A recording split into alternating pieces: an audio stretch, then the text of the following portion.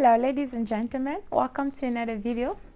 Today we're going to talk about how to quit smoking. But before we can get to that, I would like to explain a little bit why you should even choose to quit smoking in the first place. So think of cigarette smoking like a powder. When you smoke, let's say you inhale a powder. So that powder goes to your lungs, for instance, where there are cells that are supposed to protect you in a way that when toxins or chemical comes in your body, they kind of clear out, any debris, any dirty stuff. So when you use smoke, you actually inhale a powder, and that powder goes to your lungs and lay on top of those cells, and then stop them from doing their function. So prevent them from clearing up or cleaning your lungs. And then when they can no longer function, there's like nothing that can actually clean your lungs or clear up any dirty stuff in your lungs, for instance. And this is how you can get bronchitis, you can get TB, you can get infection. So this is just a very easy very easy or straight way of explaining that. So it's really important. I know it's very difficult to stop smoking once you start. It's become like an addiction. You see people who started with 3, 4, 5 cigarettes per day, but today they can actually finish an entire packet in one single day. So it's very tough, to actually get to stop cigarette smoking.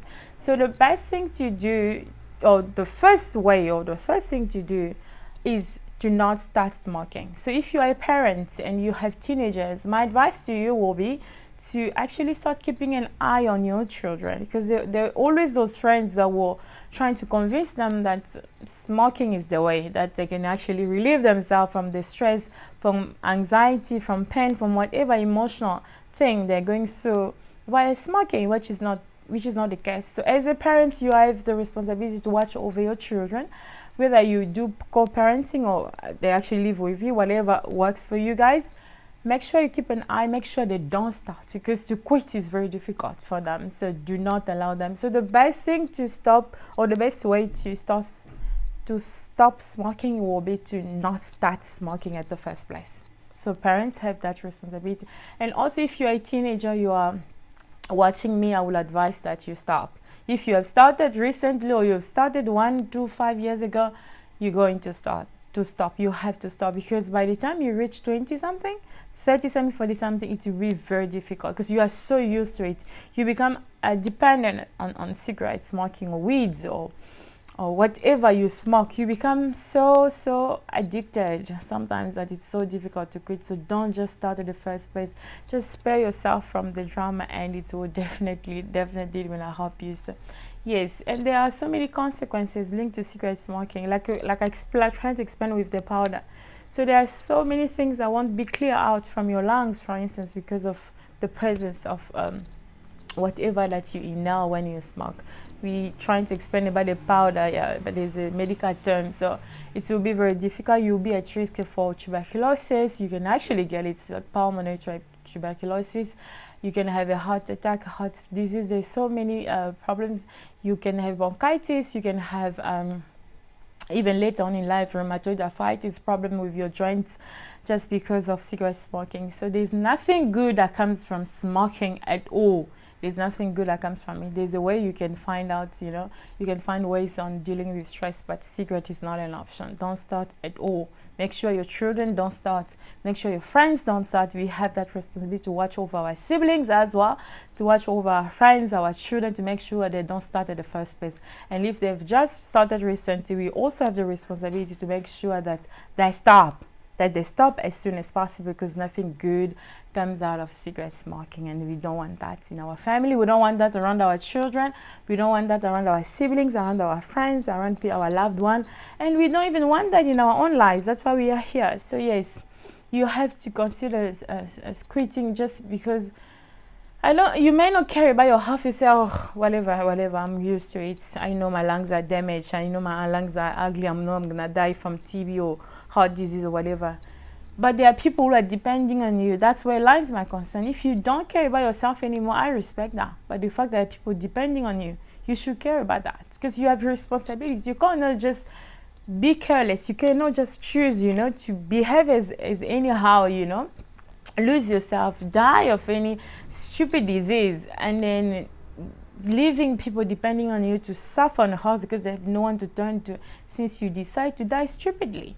So you're gonna have to think smart. You're gonna have to make some smart decision, and don't be selfish. This is not just about you. When you are a human being, you are basically sharing your life with other people. You can't be that selfish. Oh, I'm gonna finish a packet a day, and then what?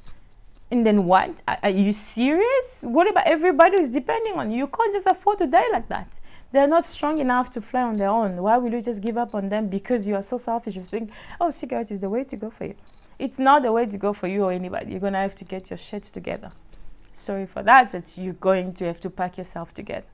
Just stop being careless. You have babies, you have small kids, you have people you are raising. You can't afford that. Just try, okay? Do you want to try? I know it's tough love, but I have to give it sometimes. I have to give you tough love. How else am I going to get you to change and improve a little bit if I'm giving you so much love? So much easy love. Anyway, so let's get to it. The first step in terms of quitting smoking is to decrease the consumption. So if you're used to using 1 pack a day, with how many cigarettes are inside of a pack? I'm not so sure, but let's say there are 10. So if every day you take 10 cigarettes, so tomorrow you can try to take 8. The other day you can try to take 6. So you're decreasing of the 2. And then there will be a day you will be taking only 2 cigarettes, and there will be a day you will take only 1. And that will be my favorite day. You know my favorite day? That day when you won't take any cigarettes. No matter how much you are stressed at work, no matter how much you are angry or frustrated with clients, with your colleagues, with whatever is going on at work or at home with your husband, your wife, your partners, your siblings, you will not turn to cigarettes for stress relief or comfort. You find other mechanisms to deal with stress. That's why we are here, okay? Decrease the level. I'm not saying quit today. It will be difficult because your brain cells, your system, everything is already used to that, tobacco you put inside or weed or whatever drugs you're doing or you are on. Your system is used to. So you can't just stop immediately. That works for some, but usually I would recommend to decrease. Get your body to adjust to having 8 cigarettes per day or 5 or 2 instead of the whole pack. See? Decrease the level is the way to go. So yeah, and then after you've decreased the level, you can also try to skip days. So you smoke today 2, and you skip. Let's say today Monday you smoke 2. You skip Tuesday, then you're gonna smoke on Wednesday. You skip Thursday, smoke on Friday, and then we go like that. So start skipping days. That's another way to go. Decrease the level, skipping days, until we're gonna have that week where you're gonna spend an entire week without smoking. And you're still going to feel good about yourself. You're still going to deal with all the stuff that brings pressure, stress in your life, all the stuff that makes you upset. You're still going to be you, a good person that you are without cigarettes or drugs or whatever you're addicted to, or substance abuse, marijuana, whatever it is. You won't take it and you will still feel like your brain is functioning. You are still you. So that's the level I want you to get. That's where I want to get us to, that level, to still be us, to still do good, do the right things, even if we don't have what we thought we can never live without. So yes. The other thing is also, the second thing will be do not purchase. Because if you don't purchase, then you are not tempted because you don't have it. Do not buy it at all. Go to the grocery store, wherever you go for shopping, buy every other thing. Do not buy it. Because when you don't have it at home, you don't have it in your purse, in your pocket, you have 0 chance to turn to it because you don't have it in the first place. And do not beg. So when at work, when there's like a smoke break, do not join the smokers at your building or your company. Do not go with them, because if you join them, they're obviously going to give you a cigarette. Or at least they will give you a leftover of cigarette that they've just smoked. So you don't want to afford that. Do not join them. Let people go on the smoke break. Go for a walk or have a meal. Just don't. The third thing will be, to avoid, like I said, anyone in places. You have your smoking buddies. There are always smoking buddies at work, smoking buddies at the home, smoking buddies, people you smoke with. Those are the people you kind of want to distance yourself from them for a while, so you can get yourself under control. You can be able to deal with the stress, anxiety, pain without turning to cigarette for comfort or for stress relief. So do you understand that? distance yourself a little bit until you become strong enough, then you can pick up where you guys left off. There's no rush. You're doing it for yourself. You're doing it for your health. More importantly, you're doing it for people who depend on you, because they can't afford to fly right now and they need you. So you kind of want to be less selfish. Also think about others, trying to accommodate them in your decision making, especially when it involves your health and future. Do you understand that? Yes. So another thing we'll need to find for other alternative. You need to find other relaxation alternative. Let's say you get angry, your boss is stressing at work.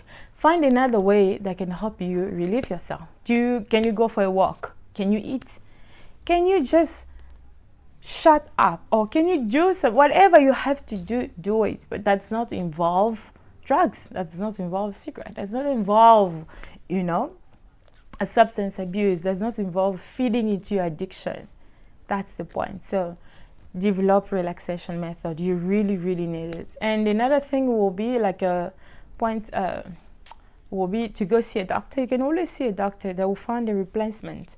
They will find a nicotine replacement for you. Another thing that can replace whatever you know when you smoke for your brain cells. It can also help. So there are helps that you can consider. So for you to definitely stop smoking, and those are the things you should never take for granted. Another thing we'll say to stop smoking will be to avoid triggers. You know what triggers you to smoke.